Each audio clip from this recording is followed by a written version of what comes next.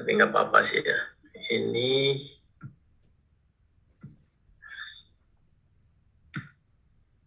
jadi alhamdulillah kalau kerja di Sesnik itu muter-muter aja ini.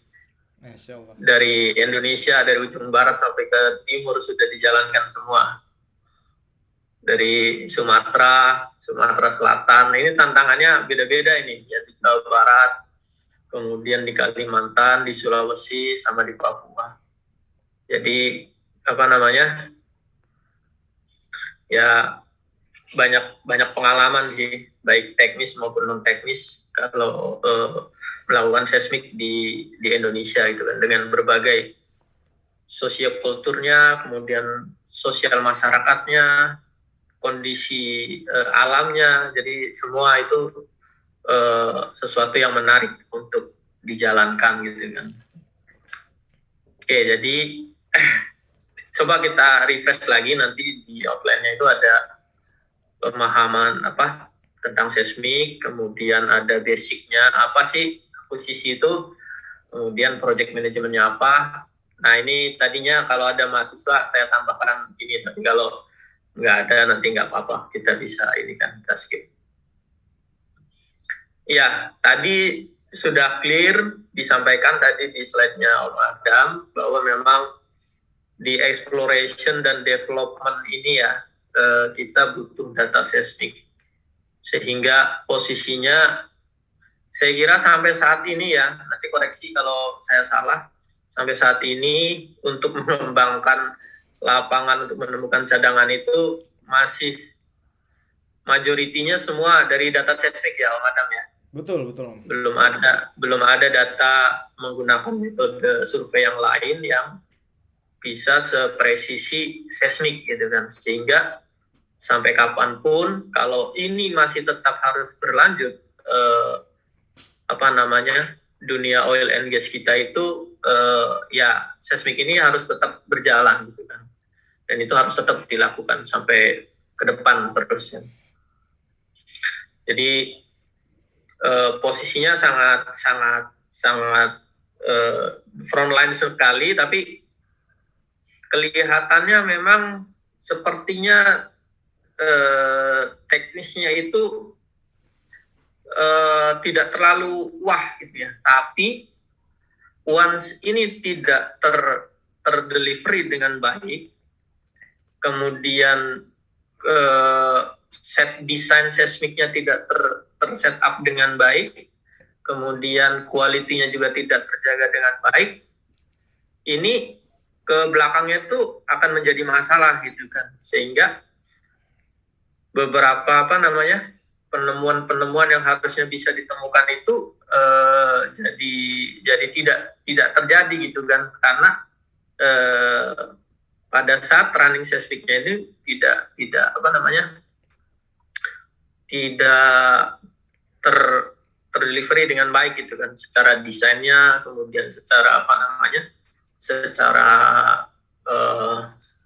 tata waktunya, deliverynya, sehingga bisnisnya ya tidak berjalan dengan baik. Nanti saya akan jelaskan lanjut lebih lanjut. Ya, ini contohnya sampai saat ini memang kalau bagi kita ya, bagi geologis ya, melihat tampilan ini ya pasti kita hanya benar di seismik yang bisa multifungsi untuk menjelaskan kondisi yang ada di bawah. Ini juga secara detailnya nanti ya Om Adam lah, ini development well-nya, kemudian kawan-kawan eksplorasi ini bisa bercerita banyak dari data 3D ataupun data 2D seismik. Ya, jadi sampai saat ini masih menjadi tulang punggung kalau untuk exploration dan production ya, untuk seismic survey ini. Oke, lanjut. Nanti sambil ini aja ya, sambil interaksi aja kalau memang ada perlu ditanyakan. Nah, jadi basic ini sering ditampilkan kalau udah namanya seismik itu gambarnya beginilah pasti. Ada source, kemudian ada receiver. Hanya di situ saja prinsip dasarnya untuk akuisisi ini. Jadi yang paling utama itu adalah si source-nya, kemudian receiver-nya, dan arrangement, susunan antara si receiver dengan si source ini susunannya tuh seperti apa, karena itu akan sangat berpengaruh terhadap nanti objektif dari kawan-kawan GNG. Ya, ini jadi ada dua yang biasa digunakan. Yang pertama itu menggunakan sistem magnet ya, naik turun. Jadi pada saat kita ledakan si sumber getar ini, kemudian terjadi perbedaan akustik impedan karena adanya perbedaan lapisan, sehingga gelombang itu naik kembali diterima. Nah, kalau yang biasanya itu kita menggunakan namanya geopon ya. Geopon itu di sebelah kanan. Jadi sensor itu menggerakkan si magnet ini, kemudian dirubah menjadi data ya, sehingga itu diterjemahkan ada wiggle-wiggle yang nanti bisa kita interpretasi. Nah, kalau yang terbaru ini menggunakan piezoelektrik, jadi lebih ke arah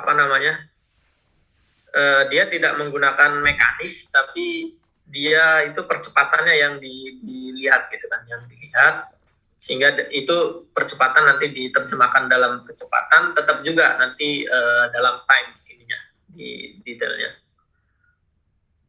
Ya, ini seperti sama-sama kita tahu dari sinyal tadi itu dikelola sehingga menimbulkan wiggle-wiggle nanti yang akan diinterpretasi nanti di batas perlapisan dan lain sebagainya. Nah, ini 2D sama 3D, sama-sama kita tahu. Kemudian, nah ini namanya fault area. Jadi kita kan sejauh mana sih seismik perusahaan itu mau running, dan biasanya tadi kan kita sudah dapat info kalau seismik 3D itu kita mau developmentnya itu untuk development, artinya resolusinya harus lebih detail, datanya 3D. Nah, ini itu adalah simulasi dari rangkaian namanya common midpoint ya. Kalau antara posisi